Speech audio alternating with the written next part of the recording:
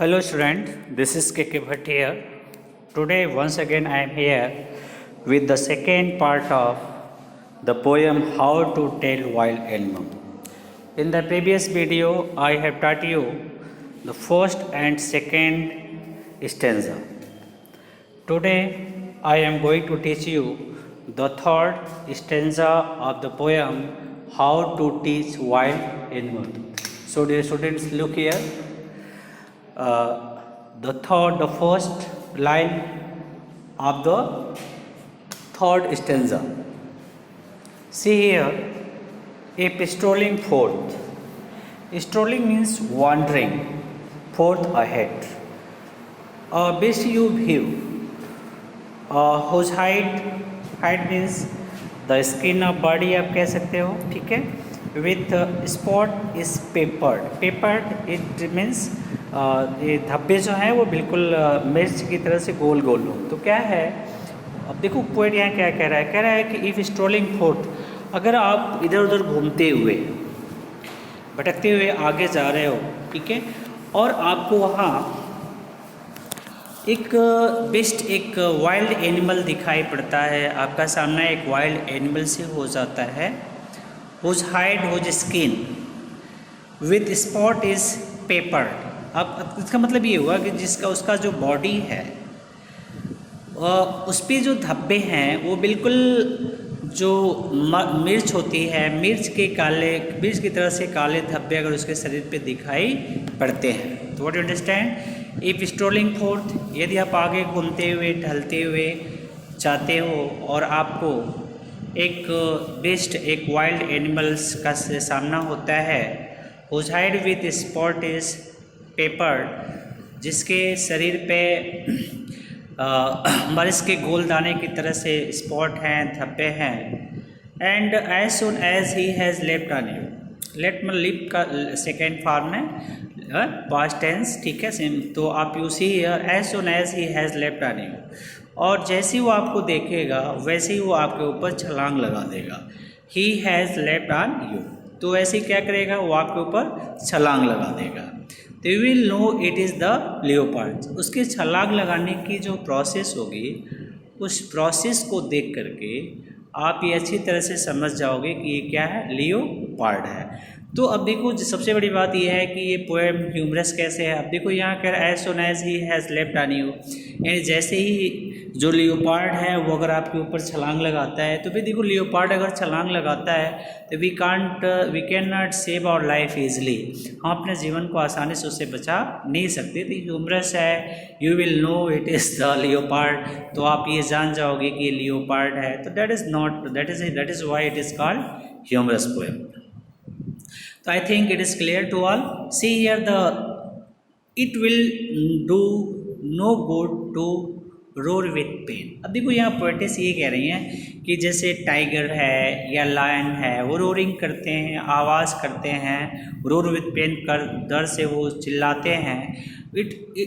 It will do no good, वो ऐसा कुछ नहीं करेगा, वो ऐसा अच्छा काम ये नहीं करेगा. ही विल ओनली लेप एंड लेप अगेन, वो बार बार उछलेगा.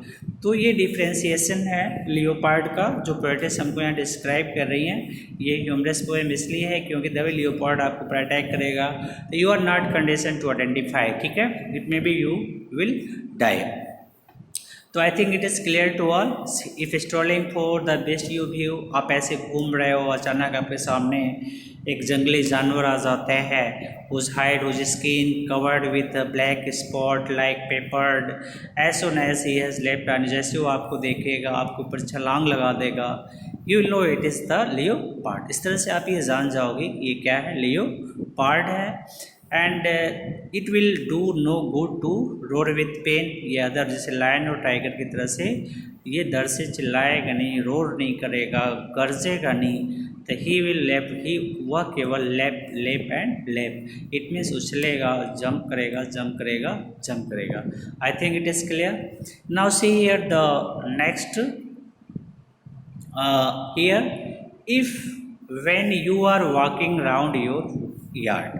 अब देखो यहाँ पोएटेस कह रही हैं कि यदि आप, यार्ड मीन्स आंगन होता है, मतलब आप area which has been surrounded by wall आप कह सकते हो। तो ठीक द यार्ड, तो कह रहे अगर आप अपने यार्ड के चारों तरफ घूम रहे हो, जब आप अपने यार्ड के चारों तरफ घूम रहे हो, you meet a creature there, तो suddenly you meet a creature there, आपको वहाँ एक क्रिएचर मिलता है, एक एनिमल मिलता है, who hugs you, who embrace you, hugs you मतलब एम्ब्रेस यू, जो क्या करता है आपको एम्ब्रेस करता है, गले लगाता है, very very hard, very very hard means अत्यंत कठोरता के साथ। तो what you understand, as you are wandering around your yard and there you meet a creature who embrace you with his arm hardly,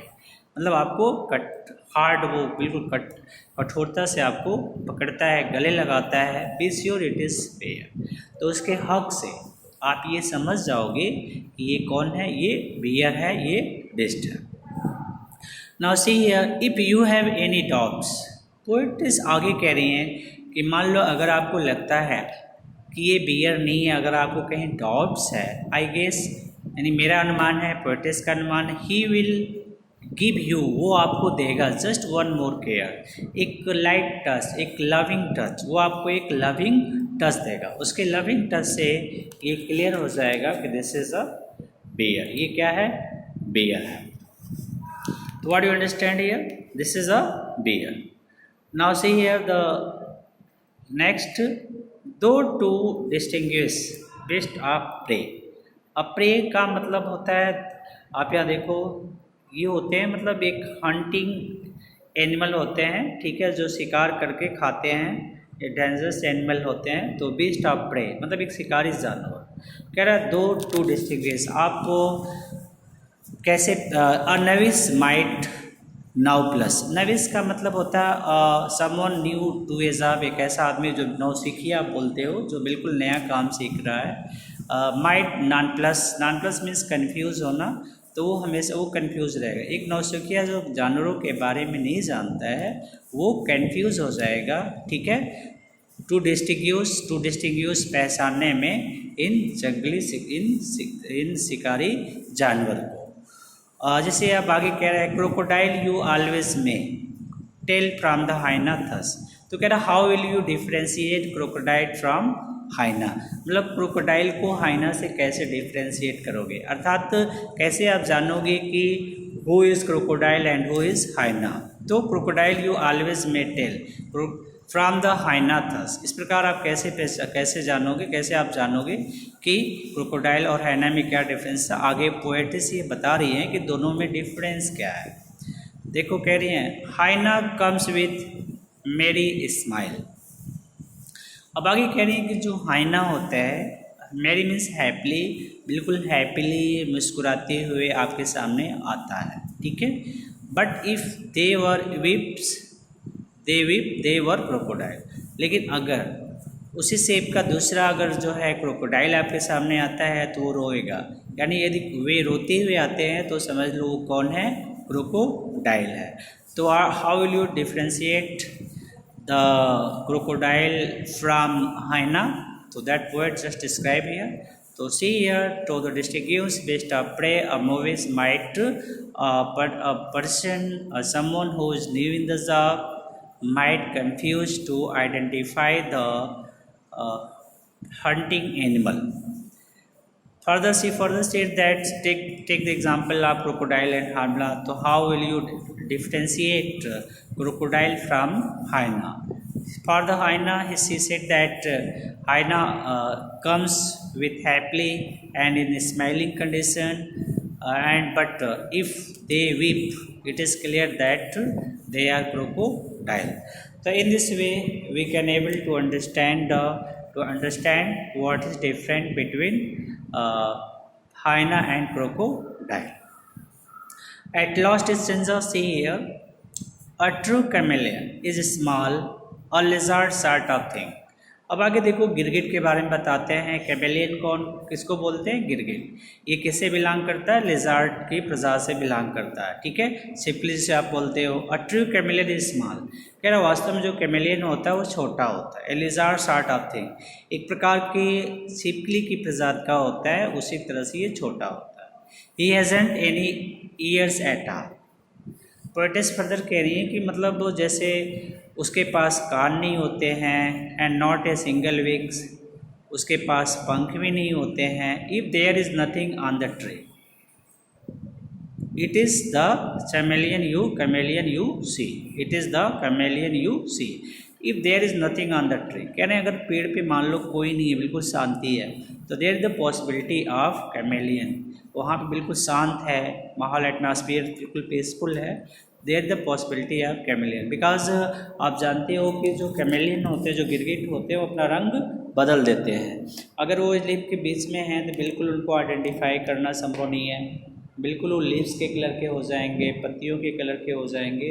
इस तरह से हम इन दोनों डिफ्रेंसिएशन को समझ सकते हैं। तो से here a true chameleon is small और लिजार्ड सॉर्ट ऑफ थिंग। जो ट्रू कैमेलियन होता है वो छोटा होता है, वो छिपकली के प्रजाति का होता है। He hasn't any ears at all, उसके पास कोई कान नहीं होते हैं। And not a single wings, पंख भी नहीं होती। If there is nothing on the tree, कहते हैं मान लो पेड़ पे कुछ भी नहीं है, it is the chameleon you see, तो वहाँ पे आप जाके कैमेलियन को देख सकते हो। तो will you understand the poem well? I hope. तो what you understand, how will you recognise the different type of animal as lion, then after tiger, then after bears, hyena, crocodile, chameleon and leopard. These are the elements about whom the poetess describe in the humorous way. I hope it is clear to all. You understand the poem well. Thanks to watch my video.